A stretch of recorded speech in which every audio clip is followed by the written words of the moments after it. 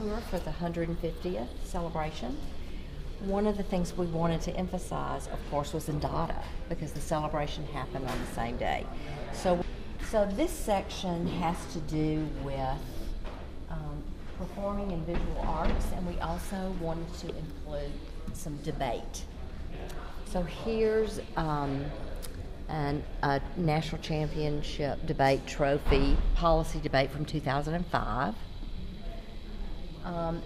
and various posters from years past. Here's one from 2008 that we think is pretty cool. Little art award. Here's a Shakespeare-a-thon. Just some older things. Spring concert from 1999. Junior school night. One of Cal Fuller's amazing theater scrapbooks, which has just fabulous pictures and programs and everything in it.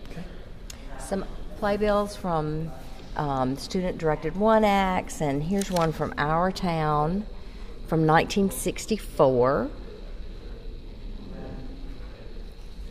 And again, posters, Chalophony. This particular trophy is the 1999 Tournament of Champions, and Robbie Quinn won this trophy for policy debate, he and his partner.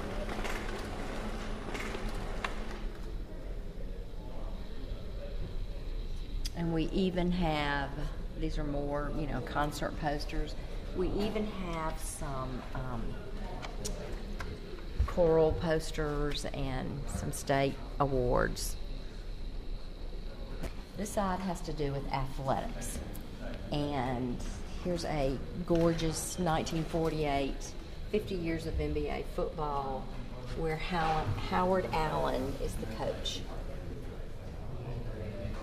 And many of these gentlemen are still with us and supporters of the school. The rest is a variety of memorabilia. Here we have a football player from 1915.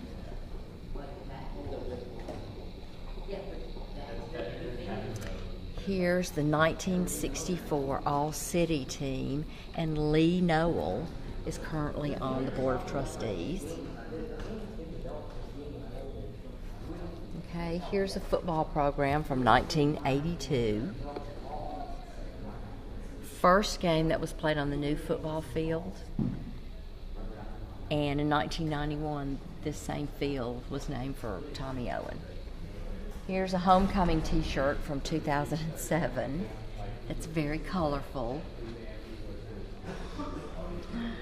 Here's a 1916 track team with an early, you see they're wearing beanies, and they have the early version of the NBA waffle. Baseball cap from 2005.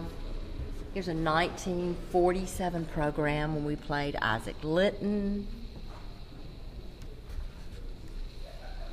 Pennant, an old pennant, somewhere around 1948.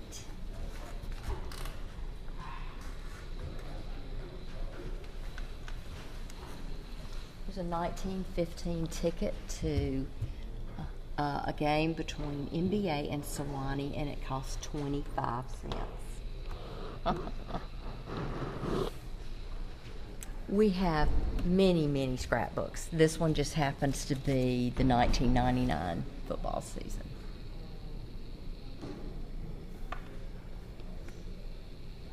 And here's the 1949 basketball team featuring Jimmy Morrissey, Charlie Hawkins, a 1976 baseball jacket. And here's a 48 beanie to go with the 48 pennant. And we won a state championship in 1967. And then here's a book about Tommy Owen. who is, of course, a legendary football coach. Copyright 1994. Okay, so on this display is about some of the traditions of MBA. First, we have the alma mater. All right, and this is some original copy, and pretty fragile, so we ask people not to touch it, but here's the MBA alma mater. Here's an example of what they call a class prize book. This one is from 1906. So if you had the top scholarship in the school, what they did was they copied all the tests and you got awarded the class prize book. But it's beautiful, hand-drawn maps, and interestingly enough, things that are still relevant today in subjects like Latin. Here is an old document about the honor system. This is from 1945. Okay, points to stress with the students is leave the water pistols, knives, pea shooters, and chewing gum at home.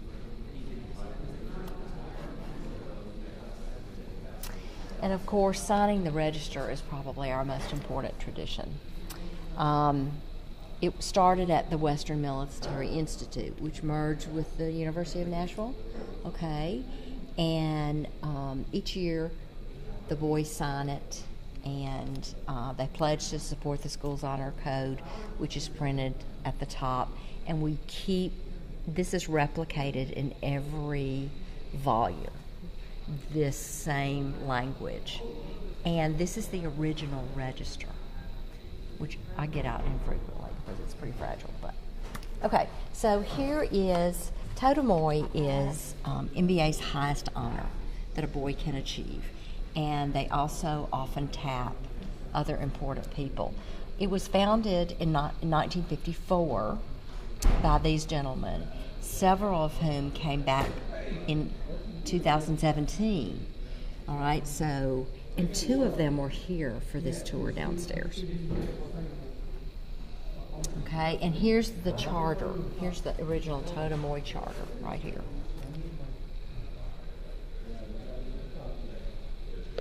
Part of the day today.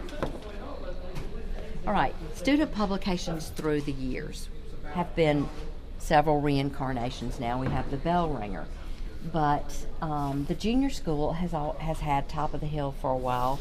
You see it goes back a long way, 1998. These are, a couple of these are examples of an old literary magazine. At one point in time it was called Xanadu. All right, here's the Buckeye, which is the junior school literary magazine. This one's from 2000.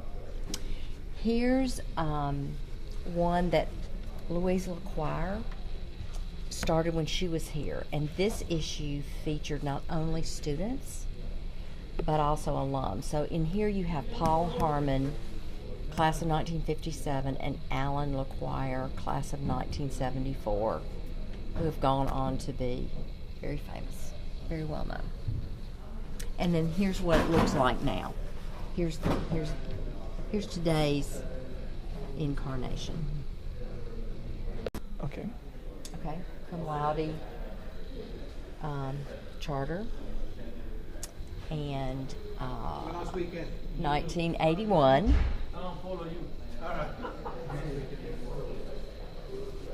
And of course, this is MBA's interactive screen, touch screen, and this was pretty popular as well. You can search by people, you know, and we have a section called The Story Continues, and we pull in social media. We pull in social media to try to make it relevant to today. So it's not just about the past, it's the long red line, right? Okay, a little tribute to Mary Helen Lowry.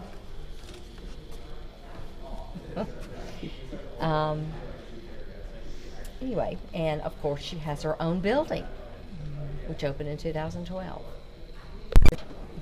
All right. In 2012, the National Tree Foundation designated our campus as an arboretum. And Gordon Chenery, faculty member Gordon Chenery, used GPS to plot a map of the trees on campus. Okay, we have 502 trees, and most numerous trees are hackberries and maples, but we also have oak, redbud, elms, and magnolias. So, and here we have a picture from the Spaghetti Supper, which is another long-time tradition. This picture was taken in 1966, but it actually started happening the first one was in 1946. Very popular. It happens before homecoming, and now, of course, we have takeout orders. And here's a little homage to Tom Schulman's rendition of the Dead Poets Society. He wrote the screenplay, and he is class of 1968, and it's modeled off English teacher Sam Pickering, who he had when he was a sophomore.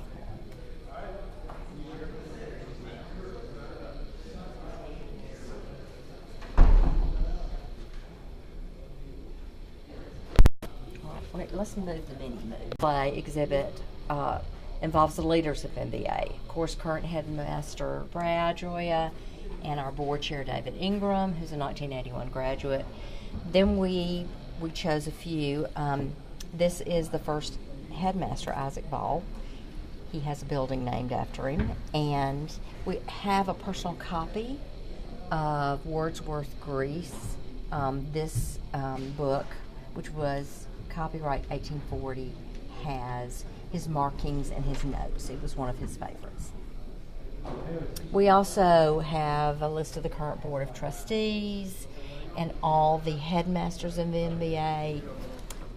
They were called principals until Isaac Ball, and one of the more colorful ones was Samuel M.D. Clark, who the students fondly referred to as Smack Me Down.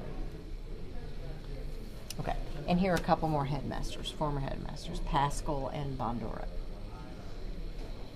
Do you want me to turn pages, or Let me just do a sweep here. Okay. This, put this back in there, whichever one it fell out.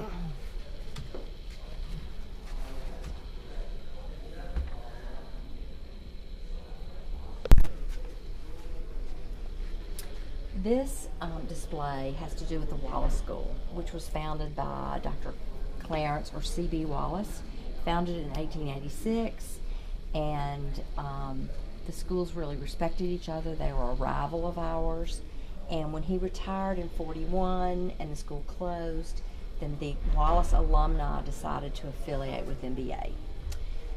The living alumni still present an award at our commencement. Here's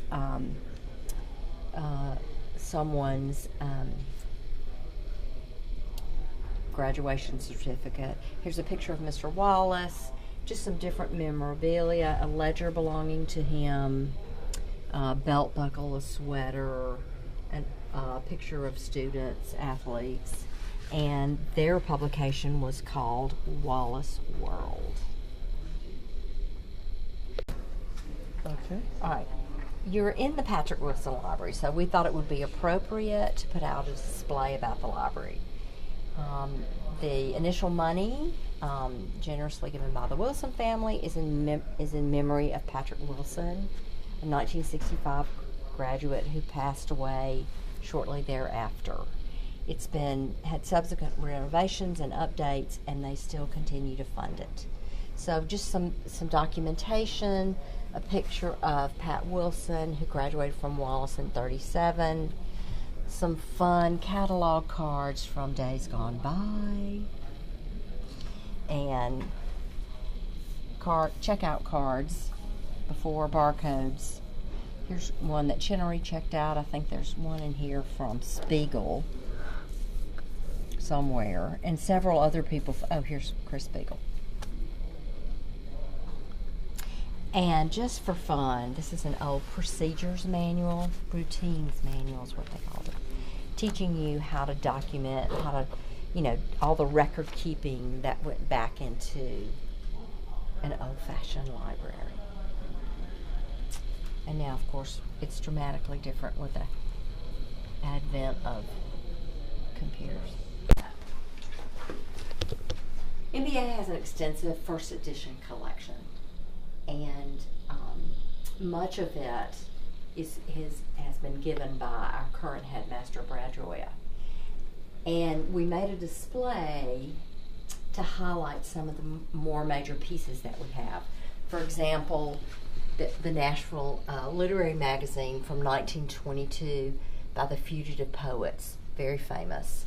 Here's a signed edition of Albert Einstein's last book, Tom Wolfe, Ray Bradbury, Fahrenheit 451. Here's a original Huckleberry Finn edition, 1885. And many of these titles we still teach because they're classics. You know, here's Robert Penn Warren and Arthur Miller and Ernest Hemingway, on to Shelby Foote and John Steinbeck, to more recent Cormac McCarthy, Neil Simon, and particularly John Meacham. The next case has to do with MBA authors primarily. We tried to just put a sampling, a variety of our graduates who've gone on to write book. One of our more famous ones is Jesse Hill Ford, and he, in 1966, he was awarded the Directors Guild of America Award for, they made a movie out of his short story, The Jail, and of course his very famous book, The Liberation of Lord Byron Jones, and he won the Edgar Award for The Jail. He graduated in 1947. This is a good chance to showcase the book. Highlighted in this case are the histories of MBA. The first one was written, the small one here, in 1954 by J.C. Rule, who was a faculty member. The second one came out in 2005, Ridley Wills, MBA class of 1952. And then we have the unpublished handwritten draft by English teacher Mary Helen Lowry. This is her original manuscript, which she began in 1993 and unfortunately did not live to finish. And last but not least, we have MBA's 150th coffee table book. Not an exhaustive history, but the intention is to showcase memorabilia and include vignettes from different graduates and highlight some things that are important to MBA, and many of these items are housed in the archives. That's unique. Okay. All right. Early MBA history. Here is a little information on Montgomery Bell. He gave us $20,000 to begin, at the time of his death, to start a school to educate boys. And by the end of the Civil War, that $20,000 had grown enough to have the funds to establish MBA at the University of Nashville. And he was an iron foundry owner. And here are a couple of bullets from one of his foundries and his tombstone.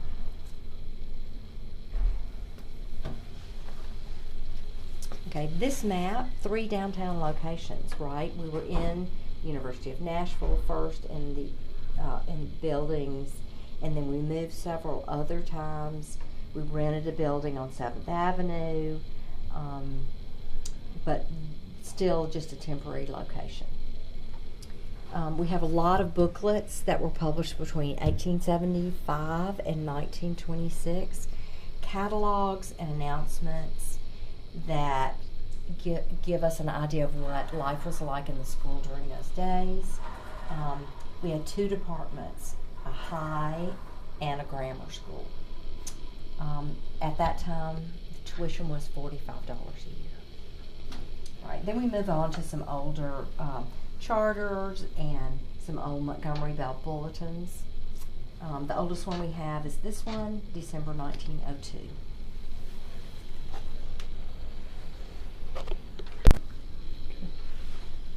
All right, this has to do with John Berrien Lindsley. In 1866, he was the superintendent of the Nashville Public Schools, and the next year he arranged for the establishment of MBA and petitioned Peabody Education Funds to appropriate it for a normal school at the university. Last 2 decades, he concentrated heavily on educational issues, and he is considered one of the primary instigators of MBA in that he really pushed hard for it. Yeah, he's amazing. Here, letters and one of his shawls. What else? Here's the medical department envelope, right? Because he's the one basically that founded that in 1850. Yeah, for him here. Okay, various MBA memorabilia. Everything from our top award is the William Martin Award. Here's the medal that was given in 1929 to Howard Allen when he was a student. He later became a teacher and a coach and is renowned.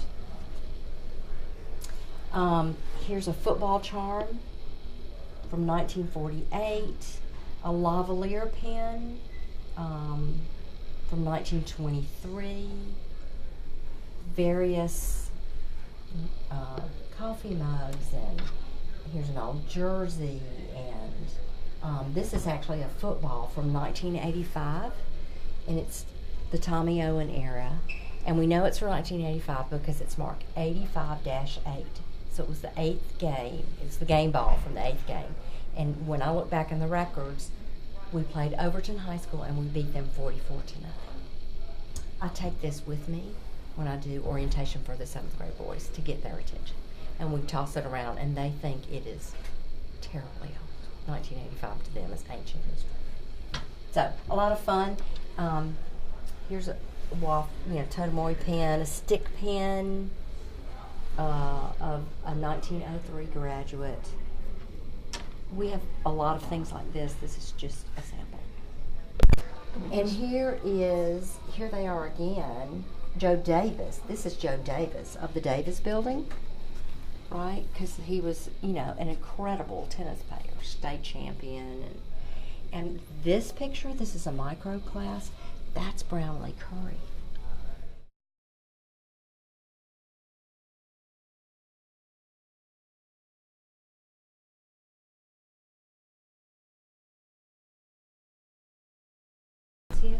This is Charles C. Trabue, who graduated in 1887. And look who the principal was. Smack me down, Clark. We have a freshman whose last name is Trabue. So one day I went to him and his name is Quinn. I said, Quinn, is Quinn your real name? And he said, no, ma'am. I said, what's your name? He said, I'm Charles Clay Trabue the 5th. And there's so many in my family that they call me Quinn. And I showed him these, and he just fit. Isn't that incredible? It'd be amazing. And that is just, we have Hemingway over here, so I'll pull that.